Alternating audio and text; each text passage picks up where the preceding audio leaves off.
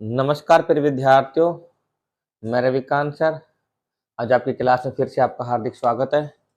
हम पढ़ रहे थे, कारक टॉपिक पढ़ रहे थे। आज कारक टॉपिक में हम पढ़ेंगे द्वितीय विभक्ति। ठीक है, कौन सा पढ़ेंगे? द्वितीय विभक्ति पढ़ेंगे, अर्थात कर्म कारक पढ़ेंगे। तो आप लिख लीजिएगा, कर्म कारक, कर्म कारक, द्वितीय विभक्ति, द्वितीय विभक्ति। और हमारा चिन्ह आता है कर्ता ने कर्म को, चिन्ह है को।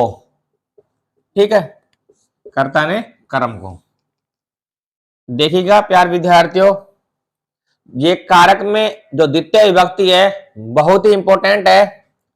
काफी बार एग्जाम में इसमें प्रश्न पूछते हैं, अर्थात हर कंपटीशन में इसमें लगभग अधिकांश प्रश्न पूछ लेते हैं।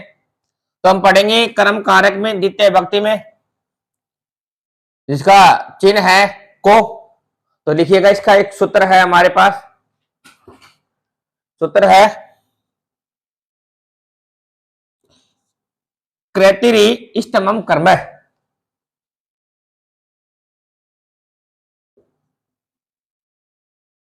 कृतिरी इष्टतमम कर्म।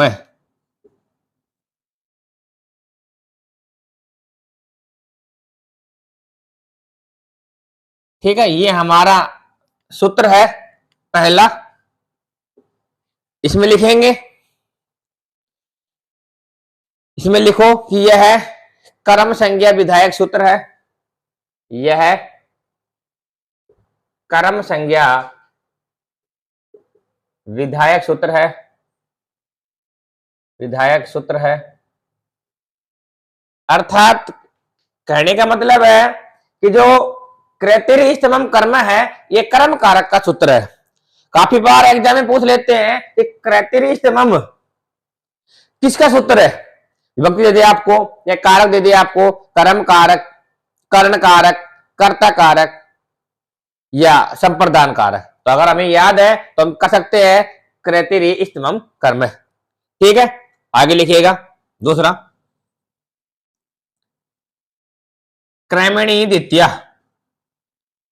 क्रैमिणी द्वितीय, इसमें लिखेंगे कि यह द्वितीय विभक्ति विधायक सूत्र है। यह द्वितीय विभक्ति विधायक सूत्र है। यह द्वितीय विभक्ति विधायक सूत्र है, सूत्र है। ठीक है, दो हो गए हमारे पास, सूत्र हो गए कृतिरी इष्टतमम कर्म और क्रैमिणी द्वितीय। यह द्वितीय विभक्ति विधायक सूत्र है। दोनों सूत्र लिख लेना, इंपॉर्टेंट है, हाई लेवल के एग्जाम में पूछे जाते हैं। अब देखते हैं इसकी परिभाषा, कर्म की परिभाषा की कर्म कहते किसे हैं। कर्म की परिभाषा देखिएगा, लिखिएगा कि कर्ता अपनी क्रिया के माध्यम से, कर्ता अपनी क्रिया के द्वारा या क्रिया के माध्यम से, कर्ता कर्ता अपनी क्रिया के द्वारा, कर्ता अपनी क्रिया के द्वारा, क्रिया के द्वारा जिसको सर्वाधिक चाहता है, जिसको सर्वाधिक चाहता है या उसे अच्छा लगता है, या उसे अच्छा लगता है।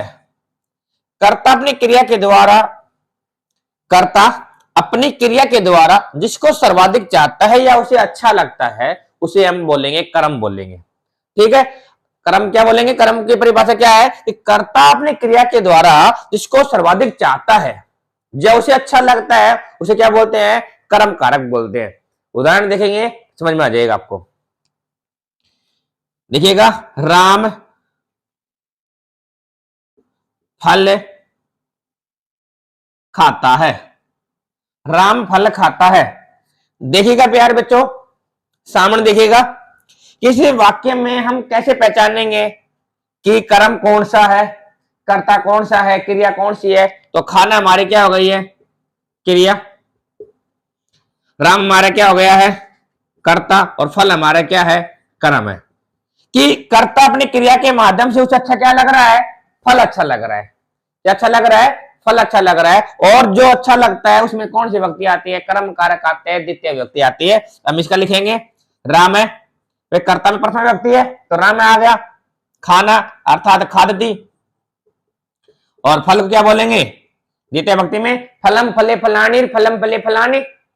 तो क्या देगा, एक फल है तो फलम, फल की बात कर रहे हैं तो फल, फल की बात कर रहे तो क्या देगा कि राम फलम खा देती, राम फले खाता है, राम फले खाता है। उदाहरण उतार लीजिएगा। अब किस प्रकार के एग्जाम में आएंगे अभी वो भी बताएंगे आपको। ये उतारिएगा पहले कि राम फल खाता है। दूसरा उदाहरण हमारे पास है, शिव हरि को बजता है। शिव हरि को बजता है अर्थात भजन करता है हरि के। तो शिव हमारा क्या हो गया, कर्ता, और भजना हमारी क्या हो गई है, क्रिया। अच्छा क्या लग रहा है उसको, हरि अच्छा लग रहा है, तो क्या आ गया इसमें, कर्म आ गया। आगे ही नहीं आ गया। अब एक कर्म आ गया तो शिव में कौन सी आ जाएगी, शिव में कौन सा आ जाएगा, प्रथमा विभक्ति आ जाएगी, शिव आ जाएगा। और हरि का क्या हो जाएगा, हरिम हो जाएगा। और भजना भजती आ जाएगा। शिवम शिव हरि, शिव हरि में भजती, शिव हरि को बजता है, शिव हरि बजता है, शिव हरि को बजता है, शिव हरि को बजता है। ये हो गया है। अब हम पढ़ेंगे कि एग्जाम में किस प्रकार के उदाहरण आते हैं, किस प्रकार के नियम आते हैं, वो पढ़ेंगे। हमने तो आपको परिभाषा बताई है कि कर्म की परिभाषा क्या है, कि कर्ता अपनी क्रिया के माध्यम से उसे अच्छा लगना, इसको सर्वाधिक चाहता है या उसे अच्छा लगता है, उसे क्या बोलते हैं, कर्म बोलते हैं, कर्म कारक बोलते हैं। और कर्म में व्यक्ति कौन सी होती है, द्वितीय। तो आइए देखते हैं प्यारे विद्यार्थियों, आप जो हमारे चैनल पर आज जो नए बच्चे हैं, जो नए हैं, वो आप क्या कर दीजिएगा, आज हमारे वीडियो को सब्सक्राइब कर दीजिएगा और शेयर कर दीजिएगा, अच्छे अच्छे कमेंट कर दीजिएगा। आइए देखते हैं हमारा पहला, लिखिएगा पहला नियम लिखिएगा कि निम्नलिखित शब्दों के योग में, निम्नलिखित शब्दों के योग में, निम्नलिखित शब्दों के योग में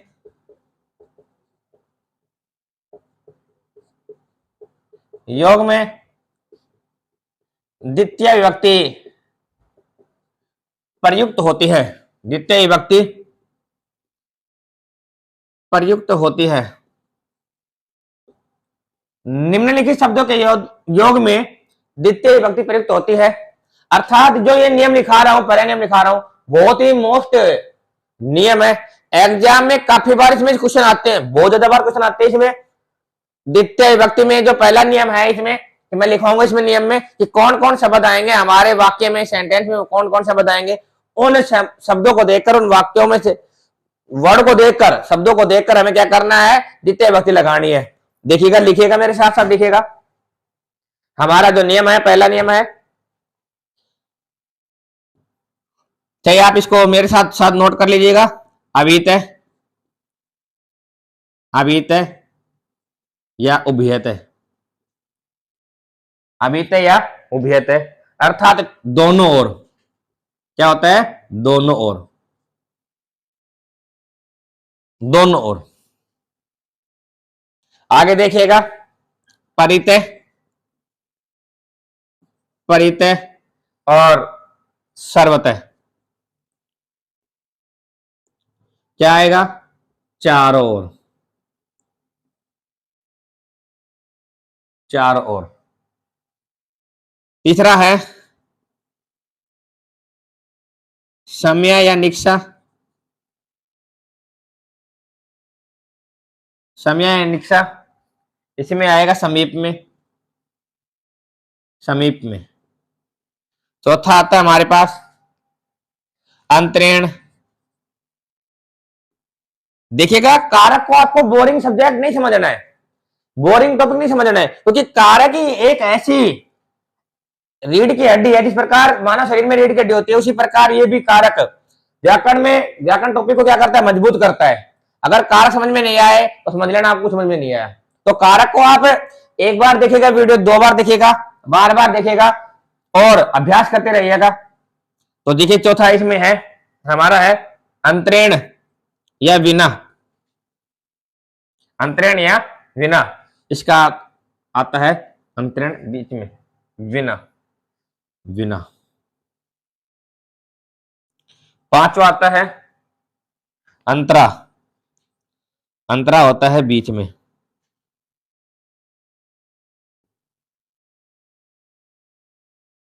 इसके बाद में है दिक, छठा है दिक, दिक क्या जाएगा, धिक्कार, धिक्कार। इसके बाद में सातवां आता है, सातवां हमारा आता है हा, हा का मतलब होता है हाय। फिर है प्रति, और प्रति मतलब होता है क्या, प्रति और, ये और ही बोले होते इसको। इसके बाद नौवा आता है, नौवा हमारा आता है अनु, और अनु मतलब होता है क्या, पीछे। ठीक है, अभी आपको बता देंगे, इंपॉर्टेंट बता देंगे आपको। 10वां आता है हमारा, 10वां है यावत, यावत का मतलब होता है क्या, तक। ठीक है, इसके बाद में है, यावत के बाद में आता है अधो, अधो अधे, अधो अधे, अधे। इसका हमारा आएगा सबसे नीचे, सबसे नीचे।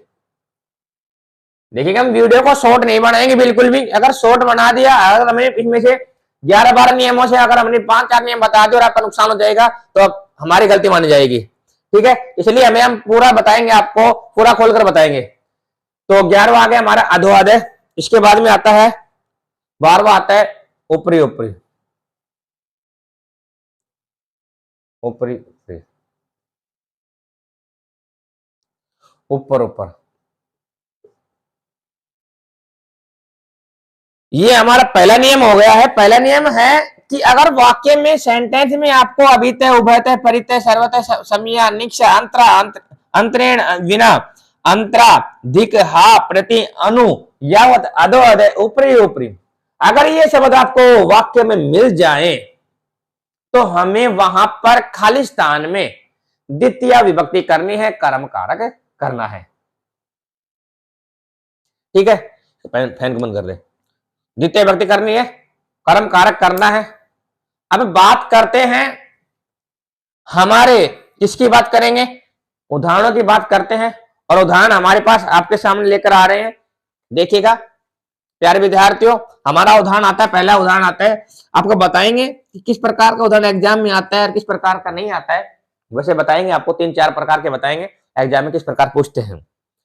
छोटे क्लास में बताएंगे, बड़ी क्लास में बताएंगे और भर्ती लेवल के लिए बताएंगे आपको। तो देखिएगा हमारे पास खालिस्तान आ गया, खालिस्तान के बाद में है अभितय, अभितय, वृक्षा संति। आपको उतारने को मत करना, आप सिर्फ समझना इसको। खालिस्तान, अभितय, वृक्षा संति। हमें वाक्य को पूरे को देखना है कि खालिस्तान हमारे पास आ गया, अभितय हमारे पास आ गया, वृक्ष हमारे पास आ गया, संति आ गया। इस वाक्य में हमें देखिएगा, इस नियमों में से एक वर्ड ऐसा मिलेगा जो आपको लिखवा रखा है। तो शब्द आपको मिल गया होगा, मिल गया, अभितय। अभितय मतलब क्या होता है, दोनों ओर। अभितय मतलब क्या होता है, दोनों ओर। अब यहां मैं लिख देता हूं क्या, राजमार्ग, जो खालिस्तान में भरना है। ठीक है, खालिस्तान में भरना है, वो मैं यहां लिख देता हूं राजमार्ग। अब ये राजमार्ग समझना, इसको ध्यान समझना। खालिस्तान हमारे पास आ गया, अभितय, वृक्षा संति, कि राजमार्ग के दोनों ओर क्या है, वृक्ष है। हिंदी अनुवाद हो गया हमारा। अब ये राजमार्ग आया है, इसको भरना है, खालिस्तान में भरना है, इसे अभितय को देकर भरना है। ठीक है, काफी बच्चे देखते रहते हैं, वीडियो को देखते रहते हैं। अब ये नहीं पता कि मैं एक तो उदाहरण बता दूंगा, दूसरा बताऊंगा, सोचेंगे सर ने इसमें यही भरना है, लेकिन देखते नहीं है कि ये उदाहरण कहां तक है। जब आपके सारे नियम खत्म हो जाएंगे, तो आप देखोगे इसमें कौन सा नियम लगेगा। इसलिए आप वीडियो को बार बार देखिएगा, अभ्यास कीजिएगा, क्योंकि आपको फिर बाद में दिक्कत नहीं आएगी। तो देखते हैं राजमार्ग का क्या करना है, हमें द्वितीय विभक्ति लगानी है। तो द्वितीय का क्या आ जाएगा, राजमार्गम। ठीक है, राजमार्गम। ठीक है, रामम लगाते इसी प्रकार क्या आ जाएगा, राजमार्गम अभितः वृक्षा सन्ति। कि राजमार्गम अभितः वृक्ष सन्ति, राजमार्ग के अभितः दोनों ओर क्या है, वृक्ष है। कुछ समझ में आया। एक उदाहरण और देखते हैं, आइए देखते हैं उदाहरण कि खालिस्तान परितः क्षेत्राणि सन्ति। क्षेत्राणि है, हाँ सही है, खालिस्तान परितः क्षेत्राणि सन्ति। यहां आ गया। अब मैं यहां लिख देता हूं क्या, ग्राम। ठीक है, यहां पर क्या लिख दिया मैंने, ग्राम लिख दिया। अभी जो ग्राम शब्द आया है इसको यहां भरना है। बच्चे बोलते हैं, मैं आप क्लास में पढ़ा रहे थे, बच्चे बोल रहे थे सर हाँ इसमें ग्रामम आएगा। अरे तो क्यों आएगा ग्रामम, बताइएगा। सर इसमें द्वितीय विभक्ति है, द्वितीय विभक्ति तो क्या करे भाई, क्यों आई द्वितीय विभक्ति, तृतीय क्यों नहीं आई, कर्म कारक क्यों आया, कर्ण कारक क्यों नहीं आया, संप्रदान कारक क्यों नहीं आया, चतुर्थी क्यों नहीं आई, पंचमी क्यों नहीं आई। इसलिए नहीं आई क्योंकि यहां पर क्या है, हमारे पास वाक्य में परितः शब्द है। जहां पर हमें अभितः परितः सर्वतः उभयतः संज्ञा निक्षा अंतरण बिना अंतरा दिक हा प्रति अनु यावत अधो अधय ऊपरी ऊपरी, अगर ये शब्द आपको मिल जाए वहां पर द्वितीय विभक्ति प्रयुक्त करनी है, अर्थात कर्म कारक करना है। तो ग्राम का क्या हो जाएगा, ग्रामम। 1% तो हमारा इस प्रकार का आता है, आ सकता है इस प्रकार का। ठीक है, दूसरा प्रश्न किस प्रकार का आता है देखिएगा, अभी आपको बता रहे, इसी में बताएंगे आपको। दूसरा प्रश्न हमारे पास आएगा कि हमारे पास यहां पर खालिस्तान दे देगा।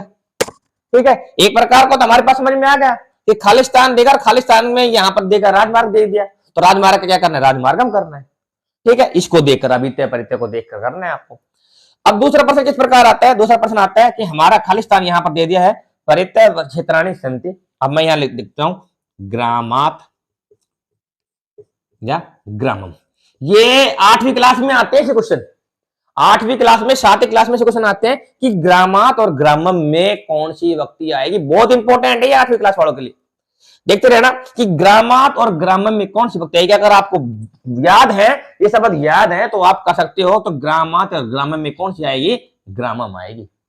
कौन सी आएगी, ग्रामम आएगी। क्यों आएगी ग्रामम, क्योंकि यहां पर परितय आया, परितय को देखकर क्या करते हैं हम, द्वितीय विभक्ति लगाते हैं, कर्ण कारक लगाते हैं। 2 प्रकार के क्वेश्चन हो गए। तीसरा क्वेश्चन देखिएगा,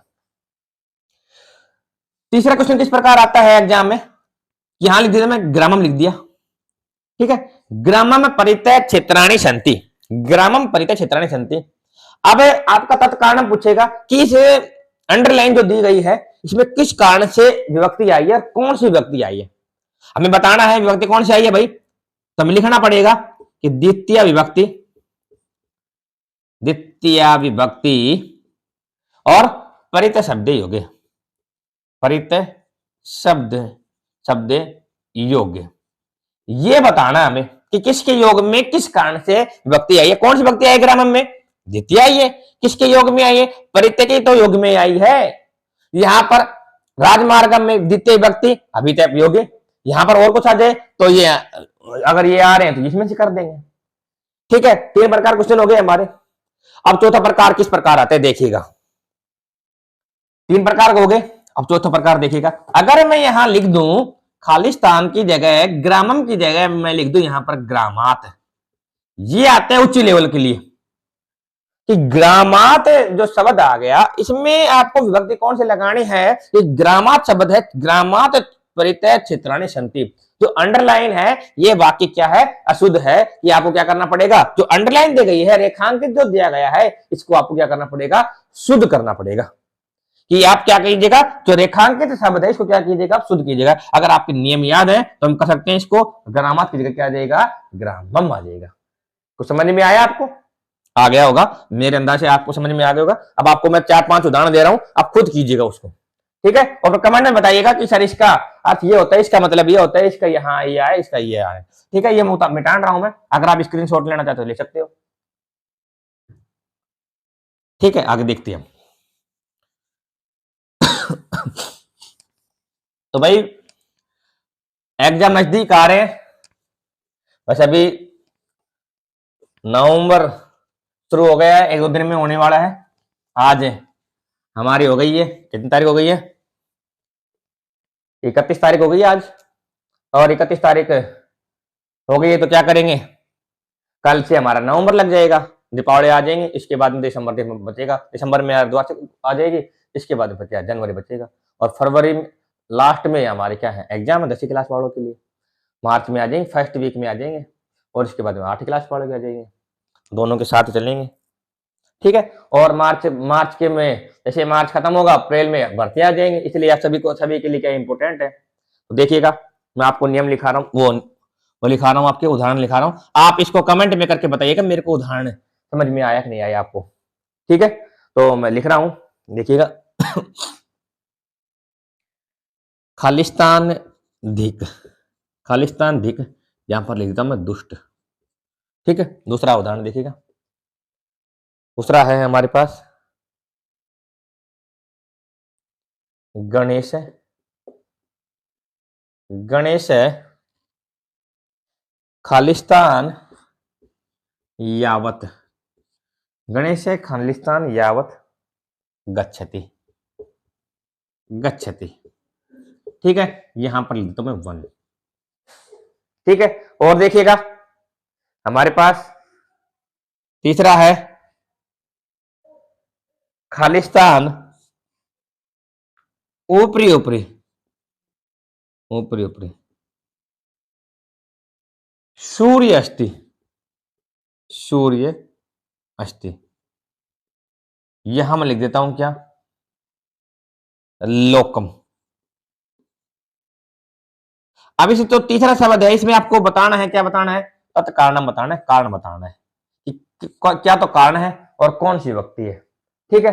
3 क्वेश्चन मैंने आपको दे दिए हैं, तीनों क्वेश्चन आपको ये करने हैं, और कमेंट में बताइएगा कि सर इसका तो ये होता है, इसका ये होता है, इसका ये होता है, जब मानूंगा कि हाँ हमारे बच्चों को समझ में कुछ आ रहा है। अभी तो ज्यादा वीडियो बड़ी बन जाएगी, इसलिए मैं आज का आपको एक ही नियम करा रहा हूं, फिर देखेंगे अगली वीडियो में द्वितीय विभक्ति। मैंने आपको पहले बताया था, कल ही बताया था आपको कि द्वितीय विभक्ति बहुत बड़ी विभक्ति है, शायद एक वीडियो में हो भी नहीं पाएगी, और मैं भी चाहता हूं कि 2 वीडियो में नहीं हो पाई, शायद हो सकता है 3 वीडियो में हो जाए, क्योंकि कारक का टॉपिक ऐसा ही टॉपिक आता है, बोरिंग टॉपिक तो नहीं है, अगर हम समझेंगे तो अच्छी तरीके से समझ में आ जाएगा, आपको बोरिंग नहीं होने देंगे। अगर आपको समझ में आ रहा है तो आप बार बार दोहरान कीजिएगा, रिविजन कीजिएगा, समझ में आएगा।